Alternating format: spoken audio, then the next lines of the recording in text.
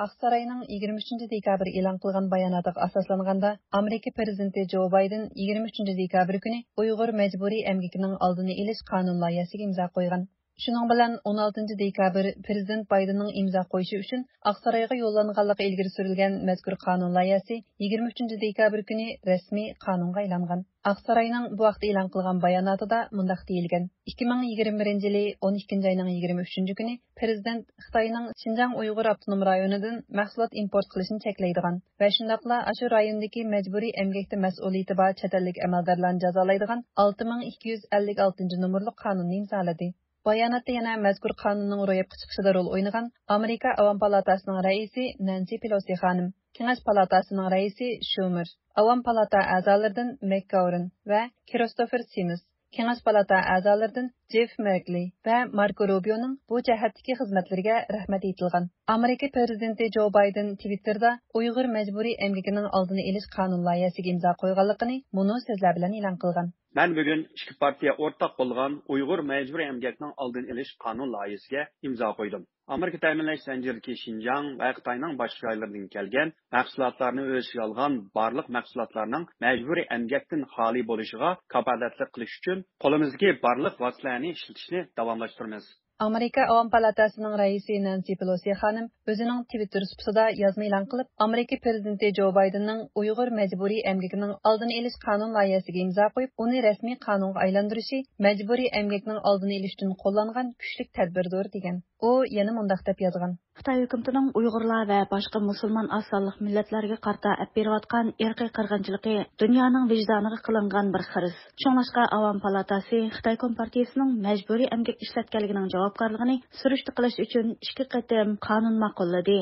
Amerika Tashqi ishlar ministri Antony Blinken prezident Bayden mazkur qonunga imzo qo'ygandan keyin o'zining Twitter sahifasida mundaq deb yozgan: Men bu yilning 5-ida Uyg'ur lager şahitleri, lagerlarga solanganlarning oila a'zolari va advokatlar bilan ko'rishganda, buning javobgarligini surishtirishga va'da bergan edim. Bugun prezident Uyg'ur majbur emgakining oldini olish qonuniga imzo qo'yib, bizning majbur emgak qarshi turish irodamizni ifodaladi.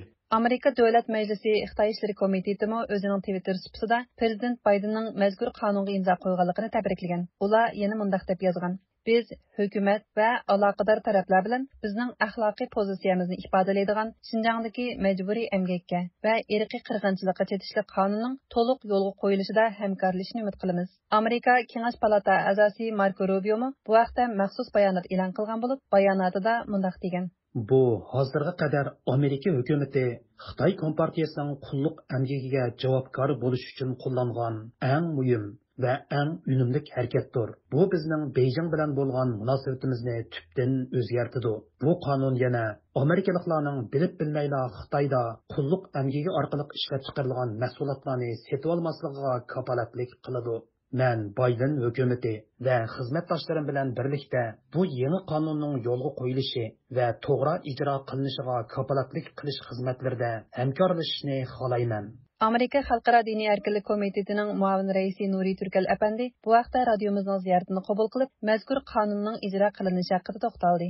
U mundaq dedi: Bu icra etgende bu Amerika hükümeti kanun tüzbergenliğin keyin bu kanunun icra bulduğun kadem baskıçlı iki yönlüş boyunca ilip verildi. Birisi şirketler bunun icraiyetini emel kaçırdı. Çünkü bu şirketler malını bir ekildiğin, import kıldığın gevdi boğun için ular en başta özününki sistemistiki şu kanun uygun gelmeydiğin noktalarını, meselelerini tüzüşke hareket kıldı. Onun dinkin bazı şirketler özünün müşünde kulluk emgikiyle yasal mahsulotlarni Amerika ekilishga ruxsat berish uchun Amerikaning ma'muriy organlaridan bunga ruxsat oldi va isbot bilan qulluq emgakining mavjud emasligini namoyon qildi. Bunga o'xshash ikki qadam bosqich bo'yicha ilib berilgan bir vaziyat endi bu. Bu masalaning ijroiyat bo'lish vazifasi shu Amerika ichki ishlar ministrining tavallikidagi shu chegara kontrol qilish tamojna idorasining ijroiyati bo'ladi. Amerikaning boshqa munosabatlik hukumat amaldorlari Amerika prezidenti Jo Baydenning Uyg'ur majburiy emgakining oldini olish qonun loyihasiga imzo qo'yib, uni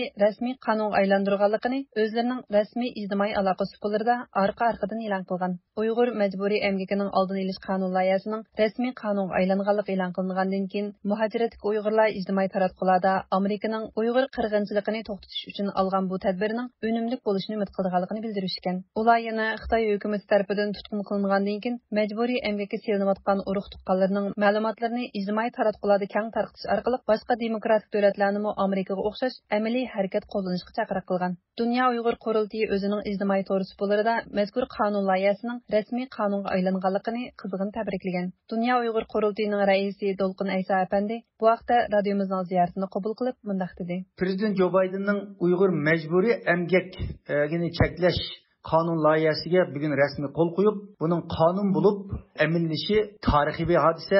Buni biz dunyo qurultiyi va butun Uyg'ur xalqi qizg'in qarshi olamiz va bu qonunning ro'yobga chiqish uchun kechkinlik xizmat qilgan Amerika Kongresi Temsilchilar Meclisining parlament a'zolariga, buni qo'llagan butun parlamentlarga va qo'l qo'ygan Jo Bayden avvalgiga bo'lgan chunqur shukronlarimizni, rahmatlarimizni bildiramiz. Bu qonun yalnız Uyg'ur xalqi uchun emas, dunyoda izilayotgan boshqa mazlum xalqlar uchun bir umid beradigan bir hodisa. 20-asrda davom qilayotgan qulluq mecburi emgakning oxirlashi uchun besilgan amaliy bir qadam. Prezidentning bu imzosi bilan qonunga aylanishi bu Uyg'urlarga va shundaqla insonlikka berilgan 2021-yildagi eng yaxshi bir umid va bir sovg'a deb o'ylayman. Buning bilan mecburi emgakni to'xtatish Uyg'urlarning qini bedeliga foydalanayotgan shirkatlarga nisbatan qonuniy bir jarayonlar bilan uni jazolash yo'li ochiladi. Bu Uyg'urlarga bepirvatgan irqiy qirg'inchilikni to'xtatishda intayin amaliy rol o'ynaydi. Biz bu yerda yana butun dunyoni, jumladan Yevropa ittifoqini, Germaniyani va demokratik davlatlarni Amerikaga o'xshash amaliy qadamlarni besishga, Xitoyning Uyg'urlarga bepirvatgan bu irqiy qirg'inchilikni to'xtatishning iborat majburiyatini xotirlatamiz va mushunda qonunlar orqali bu irqiy qirg'inchilikni to'xtatadiganligi ishonamiz. Shuning butun dunyoni Amerikadan ulgu olishga va mushunga o'xshaydigan majbur emgak qonunlarini, Uyg'urlarni qo'g'dash qonunlarini chiqarishga dalolat qilamiz.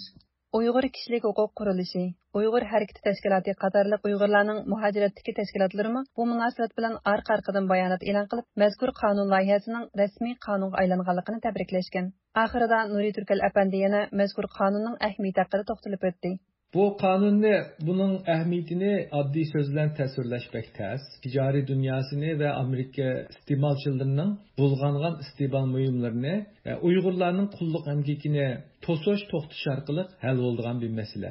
Bu Amerikaning siyosiy muhitiga, Xitoyning bu yerdagi ta'sir ko'rsatish harakatlariga eng muhimi bu hozir qirg'inchilikqa duch kelayotgan Uyg'ur xalqining begunoh turmlar deytib hayot nobud bo'lgan ota-onalarning, qarindoshlarning mushundaq bir qonunning ijroiyati bilan men bir yaxshi kunga erishadiganligiga tilakdoshman va shuning ishonaman. Chunki bu faqatla bir insoniyat yoki bir siyosatning nuqtai nazar markaz qilgan bir qonun emas. Bu Xitoyni kuchaytirayotgan, yo'qotayotgan eng shu Xitoyninki dunyoda kengayimchilik siyosatiga ulsab berayotgan bir kuchninki manbasiga urilgan bir zarba hisoblanadi. Shu mening tavsiyalarim bu yerda Amerika hukumati bu qonunni ijro qilish kerak. Xitoy hokimiyati hozirgi yangi zamon Uyg'ur qullarini oilasi qaytarish kerak. Bu shirkatlarni taqish kerak. Xalqlar ishga iltimos qilib, o'zininki kasbiy qobiliyati, ma'rif saviyasidan ishlagan ishig'ichilik maosh oladigan xizmat tuzumi, mushtaq bir xizmat muhiti bo'lishi kerak. Bu dunyo jamoatchiligining, dunyo iste'molchilarining, dunyo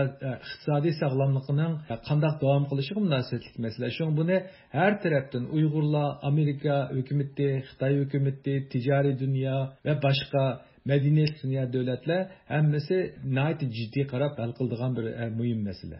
Kuzatuvchilar Uyg'ur majburiy emgakining oldini olish qonuni Xitoy hukumatining Uyg'urlarga qaratgan irqiy qirg'inchiligi va insoniyatga qarshi jinoyatiga zarba berishdagi bo'sish xarakterlik amaliy qadamlarning biri deb qaramoqda. Mazkur qonun chet ellardagi Uyg'urlarni va barliq Uyg'urlarni qo'llovchi organ va tashkilotlarning qizg'in olqishiga erishgan. Bu programmani Nuriman tayyorladi.